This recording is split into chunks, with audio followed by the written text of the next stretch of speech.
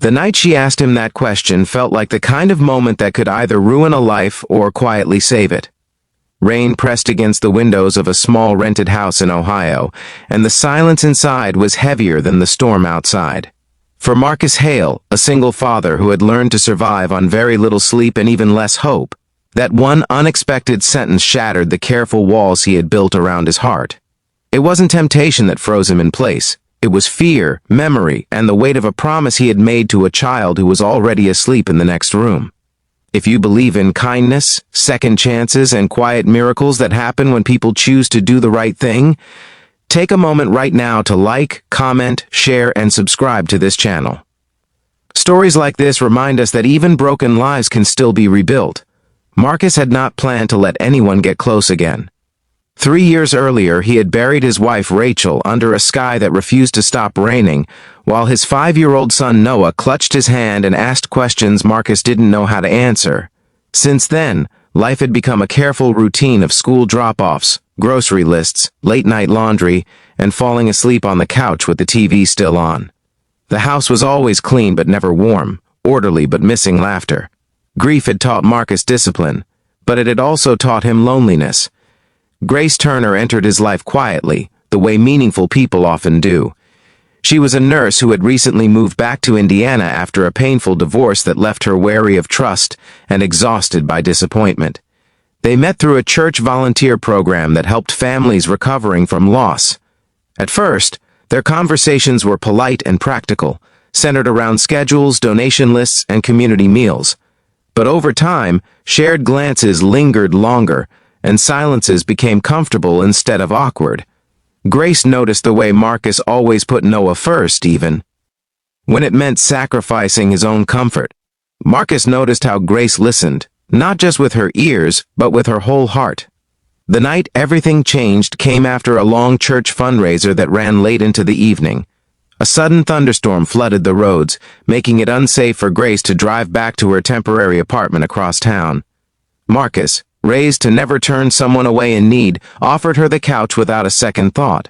The house felt smaller with another adult inside it. Filled with an energy Marcus hadn't felt in years, Grace looked around at the framed photos of Marcus and Noah, at the child's drawings taped to the fridge, and at the quiet order of a man who had learned to live without expecting joy. As the night deepened and the storm grew louder, the air between them grew heavy with things left unsaid. Grace, still aching from the failures of her past and tired of sleeping alone with her thoughts, felt a moment of weakness. Loneliness has a way of disguising itself as courage. When she asked the question that echoed in Marcus's ears, she expected hesitation, maybe even relief. What she did not expect was the look on his face, a mix of pain, resolve, and something like quiet pride. Marcus's answer shocked her not because it was harsh, but because it was gentle and unmovable. He explained, calmly and without judgment, that there was space left in his bed, but not for the wrong reasons. That space belonged to trust, to commitment, and to a future that would not confuse his son or cheapen the love he once promised to protect.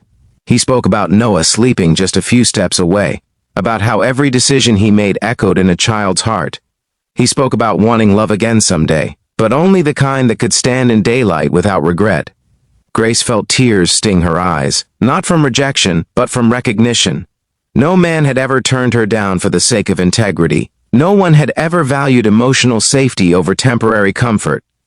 In that moment, she realized that healing sometimes comes in the form of a boundary, not an embrace.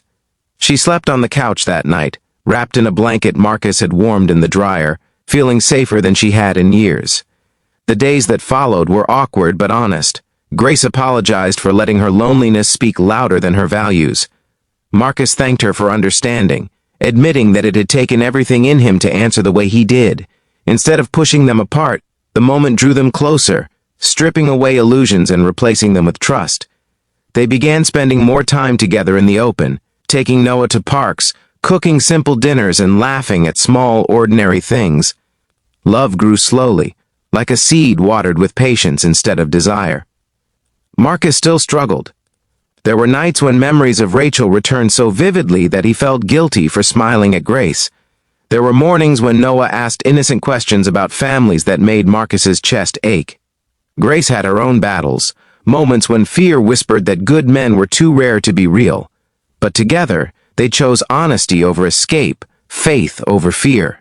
They learned that real love is not proven in the dark but in the choices made when no one is watching. Months later, on a quiet autumn evening in Indiana, Marcus realized that his house no longer felt empty. It wasn't just Grace's presence that filled the rooms, but the way hope had returned, quietly and without force. Noah laughed more. Marcus slept better. Grace began to believe that her past did not define her future. The space Marcus had protected was finally ready, not just for love, but for a family built on respect. Just before this story reaches its ending, we have a special request for you. Please comment below and tell us what part of this journey touched you the most, or share your own story of choosing integrity when it was hard. If this story stirred something in your heart, if it reminded you that real love waits, protects, and heals, please take a moment now to like, comment, share, and subscribe. Your engagement helps stories like this reach others who may need hope today. In the end, Grace understood that the question she asked did not define her, and the answer Marcus gave did not reject her. Instead, it revealed the kind of love that lasts. Sometimes the most shocking answer is the one that chooses patience over passion. And sometimes the safest place in the world is not a bed shared in haste, but a future built slowly, with faith, courage, and grace.